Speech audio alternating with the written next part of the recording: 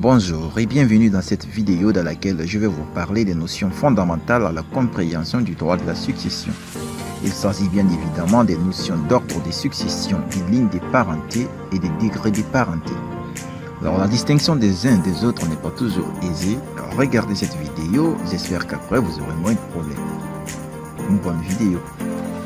Alors la succession est la transmission légale des biens d'une personne décédée, le décusus. Cette succession peut se faire conformément à un testament ou lorsque le décusus n'a pas laissé de testament, la succession se fera ab intesta, c'est-à-dire sans testament.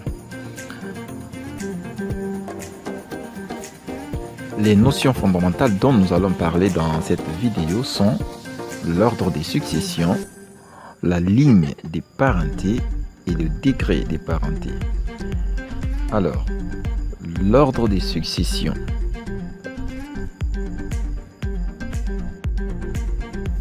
Cet ordre désigne les personnes qui, par ordre de priorité, ont vocation à succéder à la personne décédée. C'est la loi qui organise cet ordre. Il faut rappeler que l'existence d'un ordre exclut l'ordre suivant. Donc, le premier ordre va exclure le deuxième ordre. Et lorsqu'il n'y a pas de premier ordre, le deuxième ordre qui va succéder exclut les autres ordres suivants. Donc le premier ordre est composé des descendants du décusus et leurs descendants, c'est-à-dire les fils de la personne décédée. À défaut, les fils de ceux-ci.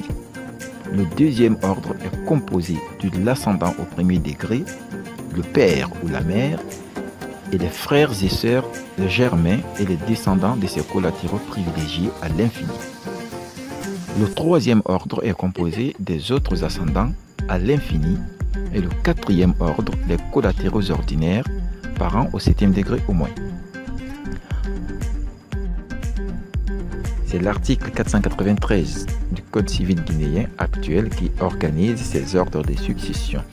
Alors, nous avons regardé aussi dans le projet du Code civil guinéen pour voir si le législateur a prévu quelques aménagements à cette organisation des ordres de succession, mais vous allez remarquer que l'article 674 du projet du Code civil est conforme à l'article 493, donc aucun changement.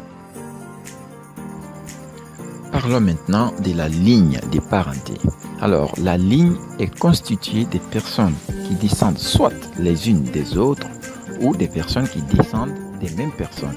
Lorsque les personnes descendent les unes des autres, on parle de lignes directes.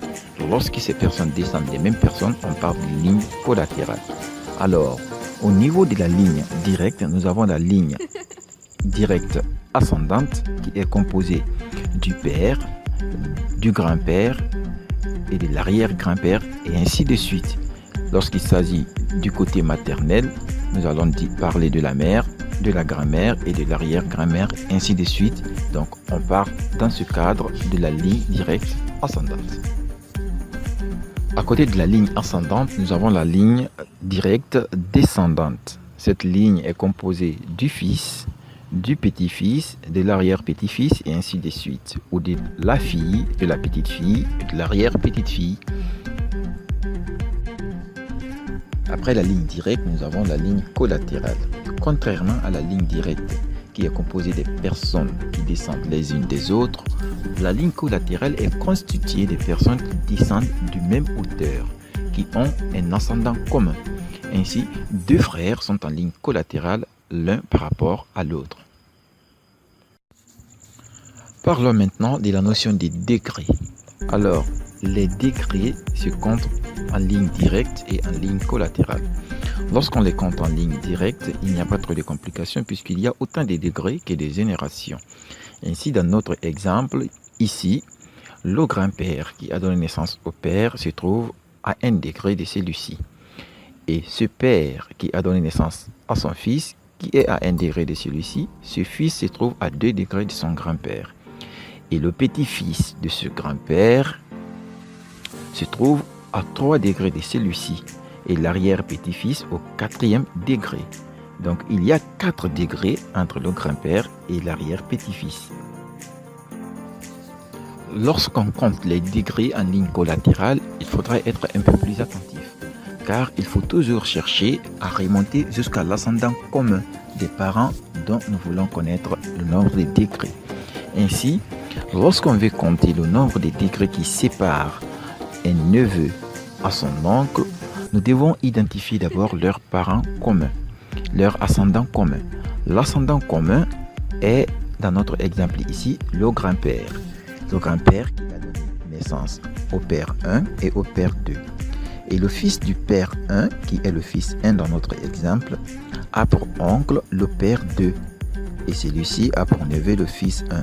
Pour savoir combien de degrés séparent le fils 1 du père 2, leur ascendant commun étant le grand-père, nous devons compter d'abord le nombre de degrés qui séparent le grand-père du fils 1.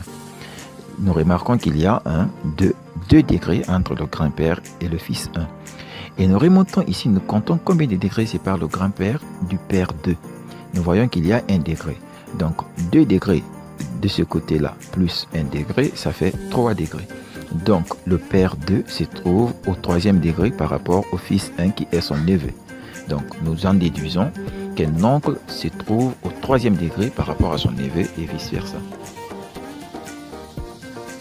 Partant du même principe, lorsque nous voulons savoir combien de degrés séparent 2 cousins germains, nous devons d'abord identifier leur ascendant commun qui est le grand-père et compter le nombre de degrés qui séparent le premier cousin du grand-père et le nombre de degrés qui séparent le deuxième cousin du grand-père.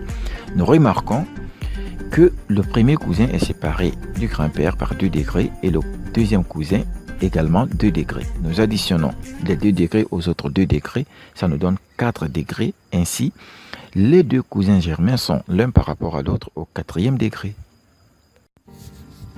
Ainsi, lorsque nous voulons savoir dans ce schéma combien de degrés séparent le petit-fils 1 du petit-fils 2, nous n'avons qu'à remonter à partir du petit-fils 1 jusqu'au grand-père. Là, nous constatons qu'il y a 3 degrés. Et à partir du grand-père jusqu'au petit-fils 2, nous avons encore 3 degrés, ce qui nous donne un total de 6 degrés. Donc le petit-fils 1 se trouve par rapport au petit-fils 2 au 6e degré.